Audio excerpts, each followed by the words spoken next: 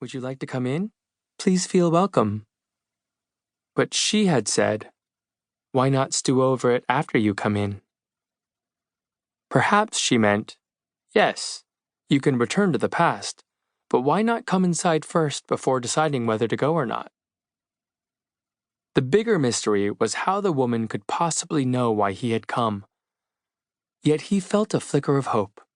The woman's offhand comment was the trigger for him to make up his mind.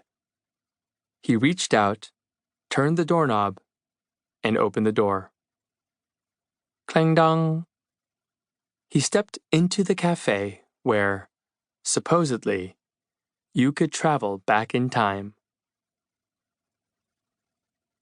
Go-Taro Chiba, aged 51, was of stocky build, which was perhaps not unrelated to him having belonged to the rugby club in high school and at university. Even today, he wore an XXL-sized suit. He lived with his daughter Haruka, who would be 23 this year. Struggling as a single parent, he had raised her alone. She had grown up being told, "Your mother died of an illness when you were little." Go-Taro ran the Kamiya Diner, a modest eatery in the city of Hachioji in the greater Tokyo area. It served meals with rice, soup, and side dishes, and Haruka lent a hand.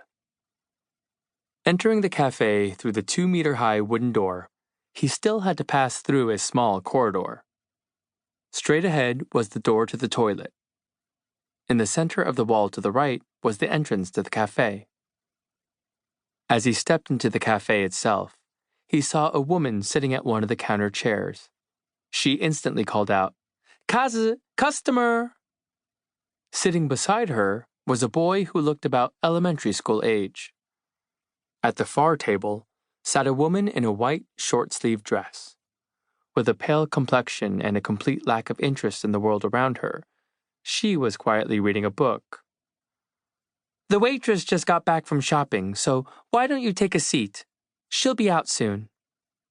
Obviously caring little for formalities with strangers, she spoke to Go-Taro casually, as if he was a familiar face. She appeared to be a regular at the cafe. Rather than replying, he just gave a little nod of thanks. He felt the woman was looking at him with an expression that seemed to say, "You can ask me anything you like about this cafe." But he chose to pretend he hadn't noticed and sat down at the table closest to the entrance. He looked around. There were very large antique wall clocks that stretched from floor to ceiling. A gently rotating fan hung from where 2 natural wooden beams intersected. The earthen plaster walls were a subdued tan color, much like kinako, roasted soya flour. With a hazy patina of age, this place looked very old, spread across every surface. The windowless basement, lit only by shaded lamps hanging from the ceiling, was quite dim. The entire lighting was noticeably tainted with a sepia hue. "Hello, welcome." The woman who had spoken to him on the stairs appeared from the back room and placed a glass of water in front of him. Her name was Kazu Tokita. Her mid-length hair was tied back, and over her white shirt with black bow tie, she wore a black waistcoat and a sommelier's apron. Kazu was Funicula's waitress. Her face was pretty with thin almond eyes, but there was nothing striking about it that might leave an impression. If you were to close your eyes upon meeting her and try to remember what you saw, nothing would come to mind. She was one of those people who found it easy to blend in with the crowd. This year, she would be 29. Is this the place that, Go-Taro was completely lost as to how to broach the subject of returning to the past. Kazu calmly looked at him, flustered. She turned towards the kitchen and asked, "When do you want to return to?" The sound of coffee gurgling in the siphon came from the kitchen.